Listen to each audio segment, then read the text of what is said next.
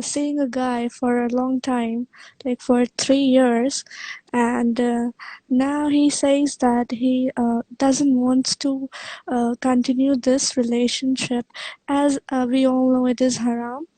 He doesn't want to make this relationship halal, like he doesn't want to get married. Well, my sister, we always say that if we were to try and take the guidance, the good guidance of revelation, we would be saved from a lot of this, because many of the guys out there, they make false promises, and then and not just the guys, but the situation, people make a lot of false promises, and then suddenly you were probably considering yourself a more sincere party to the whole relationship, not realizing that it shouldn't have been anyway. But this is what happens. Then for him, it's easy to just walk out of it and say goodbye, and it's wrong and it's haram and so on. But what about for you? So it depends from day one. It should have been made clear. Listen, this is heading towards marriage. And another thing, it would have been best, according to what we're taught, is to involve parents and those who are slightly older the minute it gets serious. But in fact, the minute you are serious about something. But to have a relationship just like that, you're a young person, there's a lot of guys out there, they can tell you the sweetest words, they can actually even lie to you, they can con you, and you really think that they're being genuine, and they're not. And they were just abusing you and using you because you were there for the moment. And then suddenly, No, they were I'm sorry to interrupt. Yeah. I'm sorry to interrupt, but that's not the case. I'll not lie. He was very sure, like, he was not very sure, but he told me that actually he was married before and he lost his wife. She had tuberculosis, so, and he has a child too. But he was not very sure about marriage, but he always used to tell me that if Allah changed my heart, I'll surely marry you. And in that hope, I was willing to marry him, and I was like, okay, one day Allah will change his heart for sure. But My now he child, suddenly, my child, Shaitan made his heart, and then he wants Allah to change his heart. So what that means is Shaitan made his heart. A relationship of that nature is built on the beautification of Shaitan. No matter what we want to say, you will always have that element that will definitely be true. So you know what? I obviously I respect you, and I know that, okay, you are saying a scenario that has happened. So let's talk about how to help you from now, because yes, there's no. I just want to know that Yeah. should I just wait for him or tell him that we should get married because we were together for a long time. 3 years means a lot. Okay, so I'm not going to talk about how I think you shouldn't have gotten yourself into the situation. Let's be realistic and talk about what to do now. I believe cut him out. There are 1,000 other guys, inshallah, that will be, ibnillah, ready to marry. The thing is, if he was keen on it, he would have followed through. He's not keen on it. You can't tell him we have to marry, because he's a guy. He'll say, who the hell are you? Why should I have to marry? And he has the right to break up because the relationship wasn't even made. I say even people who are married have the right to divorce. So if you're not even married, it's a loose relationship that's built on the fantasy of shaitan. So obviously he's going to run away one day, and he's just going to tell you, listen, you can't get married. If you say, we have to get married, we've been together for 3 years, he's going to say, I know. If he had any feeling within him, he would have considered that. But no, he was just having fun. That's what he was doing. And honestly, he can say whatever he was saying. He was just having fun. May Allah subhanahu wa ta'ala forgive him. May Allah forgive all of us. May Allah forgive you and grant us good guidance so that, inshallah, you don't get bitten in the same way twice. If I were you, Yes, thank you so much. if you are my child, I would tell you, don't worry. Allah has a better plan for you. Make tawbah, cut it out totally, chop him off, block him, goodbye, and you start a new relationship. You are better than that. You are higher. You are more noble than that. You are stronger, and you are a person who deserves much better than that. So, inshallah, you take care of yourself and Thank you so just. much. Thank you so much. I was just trying for so long to get connected to you so that I No could get problem. advice about this. Thank you so much. You made my day. Inshallah. May Don't get Allah yourself bless you. into another relationship without involving your folks. No, Okay. no, no. That's for sure. Thank you so much. Assalamu alaikum wa rahmatullahi. Barakallah. Walaikum assalam. So that, I mean, look, that was some relationship that went wrong there. A guy was with someone for a few years and suddenly said, nah, you know what's not for me.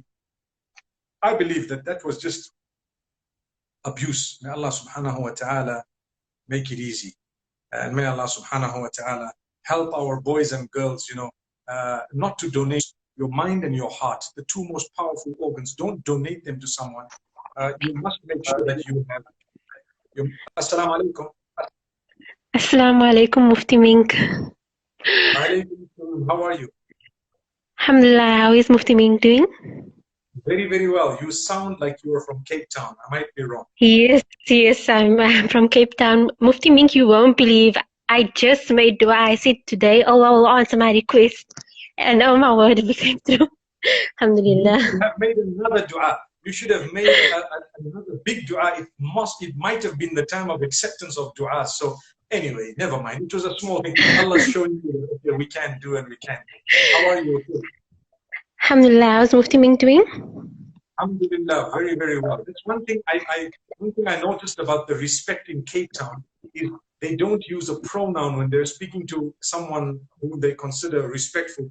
They just keep using their name. So instead of saying you and Yes. he, they don't use the pronoun you and he. They just repeat your name again and again and again. It's something I learned in Cape Town. But may Allah bless you and grant you goodness and ease. Tell me, how is Taraweeh going? Sorry? How is Taraweeh going? It's going good, alhamdulillah. So we make it as a family. I have two brothers, and my brothers they recite half and half, but we recite from Juz Amma. Excellent. I'm so proud of them. MashaAllah, tabarakallah. Alhamdulillah. So, MashaAllah. Don't you agree that there are some good things that have come out of this lockdown and all that? Definitely, alhamdulillah. I mean, we get to bond as a family for the sake of Allah. Yeah, that's true. That's true. MashaAllah. We're very fortunate. May Allah subhanahu wa ta'ala bless you guys and make it easy. I really miss Cape Town. I was supposed to be. And we miss you, Mufti Menk, the lectures after Taraweeh and everything. It's we all miss you. Yeah, that's right. I have a question, Mufti Menk. So I wanted to know, Allah has written for us Allah has written basically our whole life out for us. And we can change it with dua, as I've heard from lectures that I've been listening to. But how do we know the dua that we are making, if it's not a bad thing, how do we know that it's better than the situation that we are currently in? So basically, Allah knows everything, but He didn't tell it to us. That doesn't mean that we should just sit back and relax and say, well, Allah knows and that's it. Because in Allah's divine plan, He has given us a certain element of choice. He simply knows how we will use the choice He gave us. So if, for example, you are lazy, then Allah knew you would be lazy. So He just wrote, this person's going to be lazy. They're going to struggle this way. They're going to do that. They're going to do that. But it is to a degree your fault because He had given you the choice and you chose to be lazy. And He wrote down, He knew what you were going to do. So in a nutshell, you can't blame Him for what you have done, given the choice that He has given you to the degree that He gave you. But you have to make dua to Him and you have to work towards that which you believe is beneficial for you. Like the hadith, the Prophet ﷺ says, "Ihris ala ma yanfa'uk wasta'in billahi wa la ta'jaz." Ihris, work hard towards achieving that which you believe is beneficial for you, and seek the help of Allah and don't be lazy. Work hard. So if you want something and you think it's good, you need to make a dua to Allah to give it to you if it is good for you. And that's why if you look at the dua of istikhara, we usually say, Allahumma in kana hadha al-amra khayrun li fi dini wa ma'ashi wa aqibatu amri faqdiru li wa yassirhu li thumma barik li fihi. Oh Allah, if this is good for me and my deen and my dunya and my akhirah, then make it easy for me, let me, and give me barakah in it, thumma barik li fihi. And if this is bad for me, my deen, my dunya, my akhirah, my future, my present, etc., then keep it away from me, keep me away from it, and make me happy with whatever you have decreed. So that dua is by far one of the most powerful du'as when it comes to this. And what happens with istikhara, you don't have to see a dream or anything, but Allah starts making one of the two things or the three things easier for you than the others. That would mean that when you said, oh Allah, make it easy for me, if it's good for me, now it's becoming easy, so perhaps that would have been the good thing for you. Another last thing I want to tell you. It doesn't mean that if the istikhara was positive in a certain direction, that that is going to be smooth sailing, but it does mean it was better Definitely. for you. Sometimes if you want to marry someone, right, and then you end up getting married to the person after your istikhara was positive, what would happen is if that marriage broke, Allah wanted you to go through a marriage which was better for you, your deen, your dunya, and your akhirah. Then He wanted you to go through a divorce which was also better for you, your deen, your dunya, and your akhirah. And that's why He let you go through the marriage. Some people think that when you make istikhara, the business must succeed and the marriage must succeed. Allah didn't say that istikhara means that it will succeed in worldly ways, but He did say it will succeed in making you a better person for your deen, your dunya, and your akhirah. Anyway, that's a big, long, post-Taraweeh lecture that I just delivered in Cape Town. I really appreciate it. Jazakallah, Mufti Menk.